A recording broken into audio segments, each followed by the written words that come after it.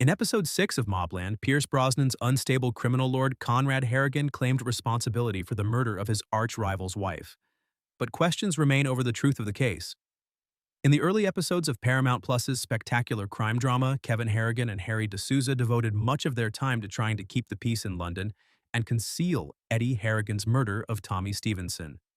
However, at the end of episode 5, the cold-blooded matriarch appeared to advocate for Maeve Harrigan's murder after she was subjected to an undeniably terrible remark by a distressed Vron Stevenson. Remarkably, Conrad claimed responsibility for the choice to kill Vron Stevenson when the Harrigans consolidated their forces at the Cotswolds after Vron's death. Even though he and Maeve had spoken about killing Vron together, it appeared that Maeve was the one who actually pulled the figurative trigger. Paul subtly denied the hit's details as Conrad recounted them, and Maeve's obvious surprise at Conrad's revelation suggested that he was not the one who made the final choice. Then, the question arose as to why he would claim the credit rather than Maeve, who was presumed to have made the ultimate decision regarding Vron. Conrad wants to be seen as more powerful and in control. Conrad Harrigan's wife, Maeve, has had some effect on all of his significant decisions in MobLand.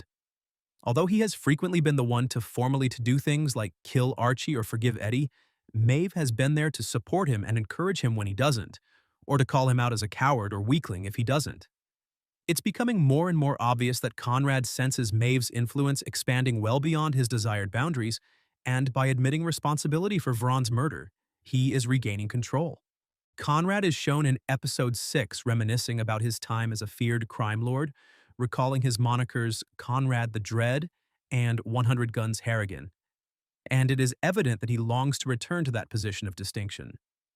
At first, it appeared as though Maeve was trying to make Conrad, and by implication the Harrigan crime family, appear to be the most feared mobster in London by manipulating him in that way.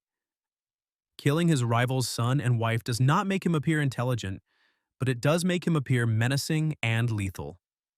Conrad's control is slipping away in MobLand. Even though Conrad Harrigan a prosperous criminal organization, it is immediately apparent from MobLand's first episode that he is no longer Conrad the Dread in any sense. Instead of a deadly and intimidating mobster, there is a temperamental elderly guy who has lost control over both his family and his criminal enterprise. Conrad blustered about disrespect and has since gone along with Maeve and Eddie's plot to kill Tommy Stevenson behind his back, but he had nothing to do with the real plotting of a war or the strong-arming of the Stevensons out of London. All along, Maeve has been moving the chess pieces, occasionally with Conrad's own hand. Every action she has encouraged Conrad to take has loosened his control over his family, his criminal organization, and his freedom, making it increasingly clear that she isn't truly working in his best interests. It also appears likely that Maeve called the police anonymously regarding Archie's body.